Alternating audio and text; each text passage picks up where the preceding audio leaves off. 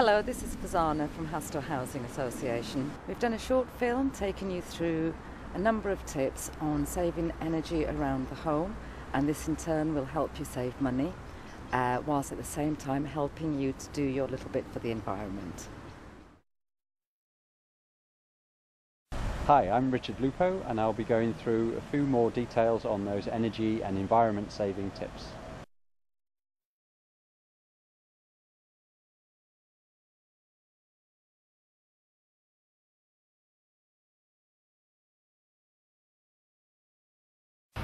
Okay, we're shortly going to meet Porsche, but before we do that, I've spotted this car, so here's a couple of fuel saving tips.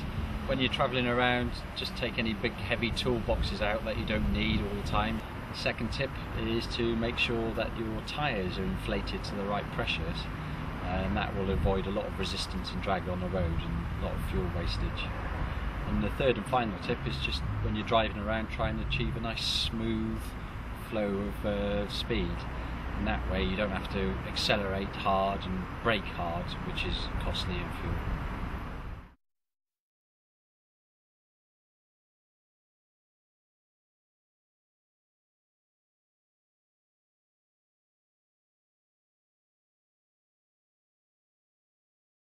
Hi Porsche. Hello Richard. Here we are by your thermostat. Yes. Nice one it is too. Thank you. Do you use it a lot? Yes, when it's cold. Okay, yeah. and what temperature do you set it at, do you think? I just stick it to the highest. To the highest, okay. Yes. So you like it nice and warm in your house? Yes. Okay. Well, let me tell you about the tips on this. Set it at a low temperature to start off with, at 18 degrees centigrade. When the temperature in this particular room gets to 18 degrees, then the boiler will shut off. Okay. And when the boiler is shut off, that means you're saving money. Okay.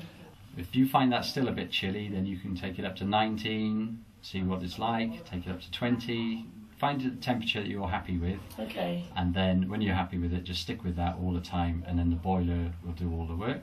Okay. And just for a little bit of information, when they design these heating systems, they design them to work at 21 degrees. Okay. So if you're operating it higher than 21, then you probably like it a bit hotter than a lot of other people do. Okay. Yeah. Anyway, that tip can save you about £50 a year. Oh, that's quite good. Yeah. All right then. Thank you.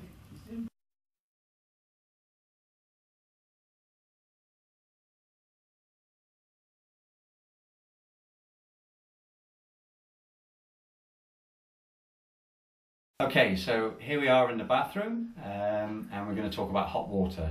In a normal house, most of the hot water used is in the bathroom, so that's why we're here.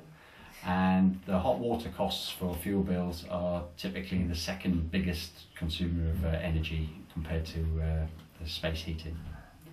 Okay, hi Porsche. Hello again. Richard again.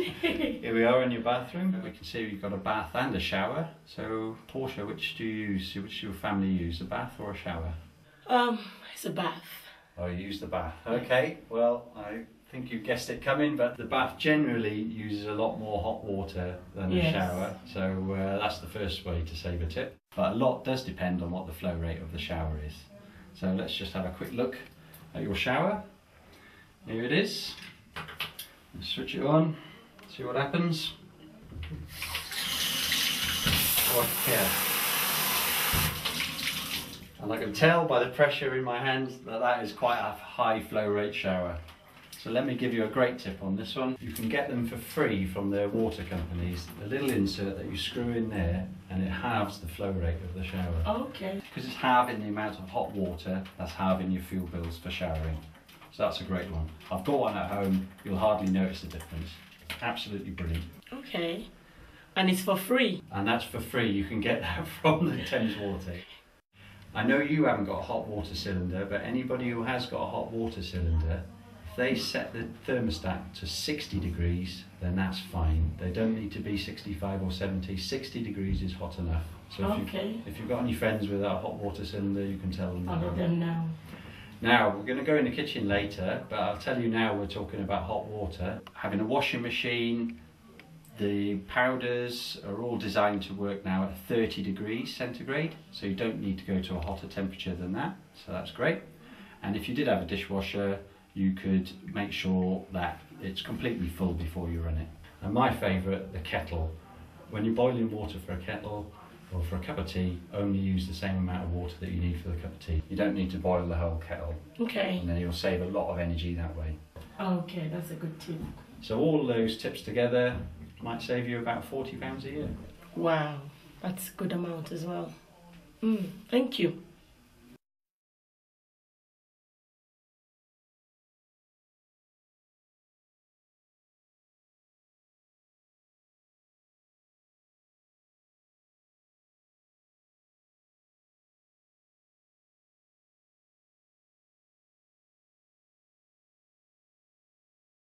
Okay, Portia, here we are in your landing. Yes.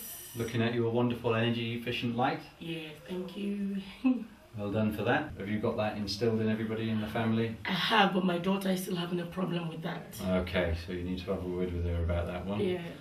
Now there's a little bit of a myth about these. Some people say that you mustn't switch them on and off because you use more energy by switching them off and on all the time. But that is a myth. You can quite happily switch these on and off when you're not in the room, and it doesn't use any more energy to do that.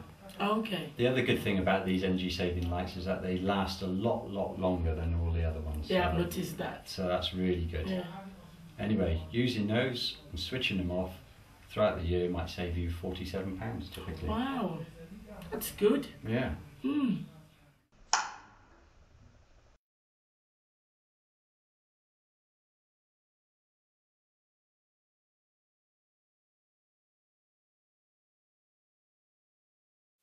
Okay, Portia, here we are in your kitchen. Yes.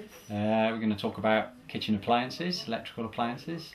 Upstairs we already mentioned about saving money on kettles and washing machines. Yes. But while I'm knelt down here, I can see you've got a nice tumble dryer. Yes, I have. Okay, so is that something you use more? All the time. All the time? And do you find that uses a lot of power? It does. Yeah, well, again, there's a lot of electric being used to heat up the air that dries your clothes in there, so that's the problem there. Have you ever thought about drying your clothes outside? I'm just scared of the insects in the garden, that's why. Okay, you're scared of the insects outside, okay. Alright, well, if you manage to overcome your fear of those insects and start drying your clothes outside, you'll find you'll save a lot more money power-wise there. Thank you. If you don't overcome your fear of the insects, then my next tip will be useful for you, and it's all about energy ratings of appliances. So whenever you go to the shops and buy a new tumble dryer or a washing machine, there'll be an energy rating, and it will go from A plus all the way down to G. A plus means it's a really good energy efficient machine, and if it's G rated, then that's really poor, and that's going to use an awful lot of energy. So when your tumble dryer goes out, breaks down, and you buy a new one, try and get a higher rated one as you possibly can. Okay, thank you. So all those tips, or switching to A rated appliances can typically save about £30 or £40 a year. Wow, that's another good money. Thank you.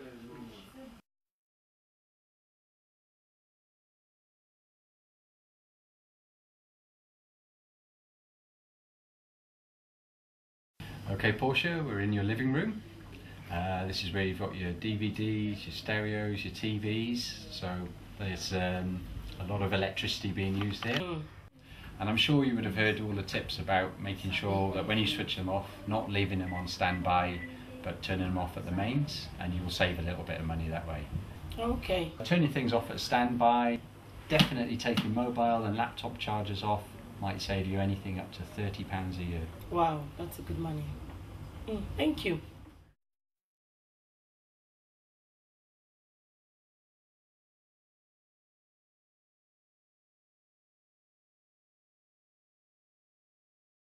Okay, Portia, we're in your living room in front of your nice curtains. Do you draw the curtains at night? Yes. Yeah, at night? All the time. All the time, well that's good. Especially in the winter, I bet. Yeah, good tip, because that keeps the heat in your room and keeps your house nice and cosy. Now, I notice you've got some really good double glazing already, so perhaps this tip isn't for you, but if you do know anybody who's got some old-fashioned windows with a frame? No. Okay. No. Maybe if you do come across anybody like that, you can give them this tip. What they're to do is to go to the DIY store and get themselves some nice draft proofing strips that they can put around the frame of the window, and that'll save a lot of hot air escaping out through the gaps. Okay. And you can do the same on the front door, and you can get little draft proofing for your letterboxes as well. Yep. You're already making that saving, but you can, if you do advise your friends, you can tell them they can save about £100 a year by doing that. Wow, that's a good bargain. Well, you can make some good friends like that. Yeah, thank you.